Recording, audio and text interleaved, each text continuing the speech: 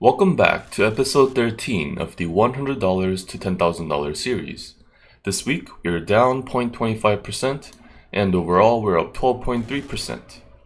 I wanted to do something different than normal this week since Tesla announced their earnings for the second quarter of 2020, and unlike most analysts' expectations, Tesla did report a positive quarter. So I would like to go over their financial statements that were released earlier this week. So first, let's look at their operational summary, where they list out the amount of cars that were produced. Typically, you would compare the current quarter results with the prior quarter results, or you compare with the same quarter the year before, especially for companies that operate in a sector that is very cyclical in nature. So 1 year ago in 2019, in the second quarter, Model S and X production was 14,517. But in Q2 of this quarter, Tesla announced that they made 6,326, which is less than half of that value a year ago. So we see it was a drop of 56% year over year, and a drop of 59% from the previous quarter. But it made up for that loss by producing 5% more of the Model 3 and Ys this quarter compared to the year before. So the total production level dropped by about 5,000 cars, which is about a 5% drop. And comparing it to the first quarter in 2020, it's about a 20% drop. This drop in production was mainly due to the fact that the Gigafactory was closed for about half the quarter, and considering that, I think Tesla has really done well in terms of continuing to produce in such a difficult time, and they will continue to raise their production numbers as they build more factories around the world. Currently, Tesla is working to install additional machinery in their Fremont factory to increase their Model 3 and Model Y production numbers from 400,000 to 500,000. As for their factory in Shanghai, their current annual production capacity is 200,000 Model 3s, and Model Y production is planned to start in 2021. And the Gigafactory in Berlin is going under construction and is expected to produce 500,000 vehicles per year. Going back to their operational summary, let's take a look at the total deliveries numbers.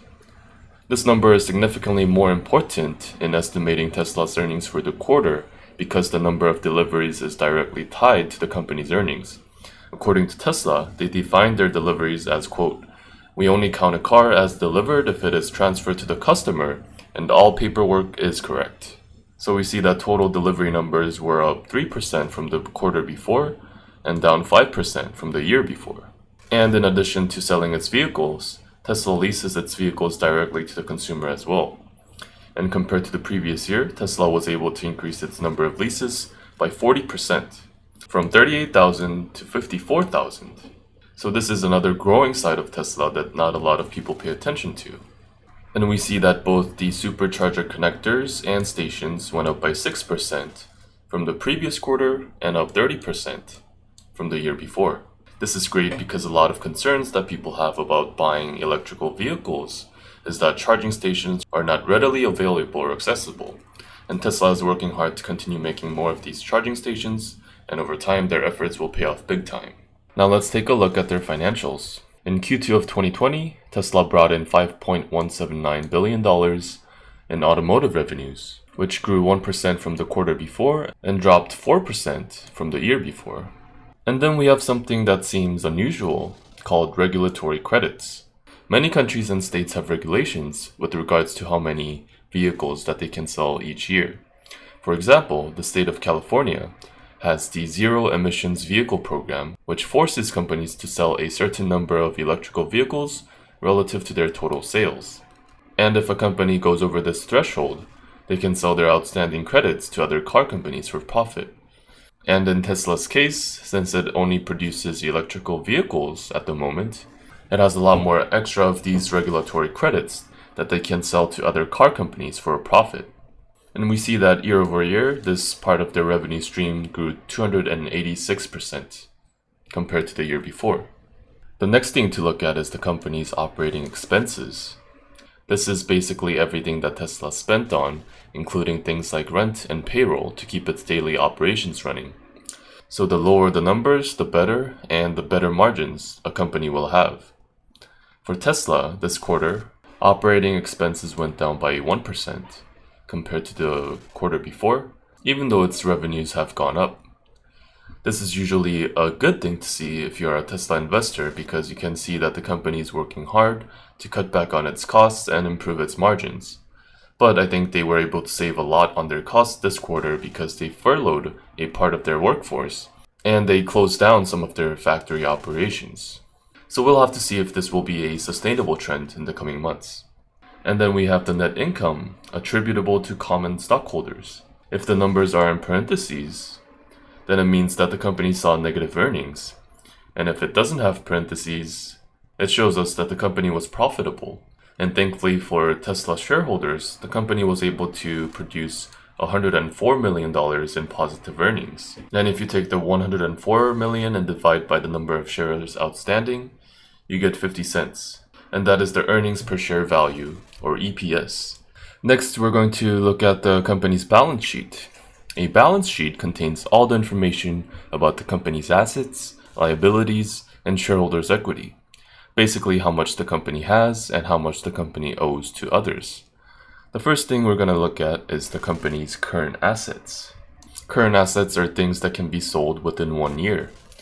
For Tesla, the largest section of its current assets is cash at $8.6 billion, and inventory being the next biggest item at $4 billion.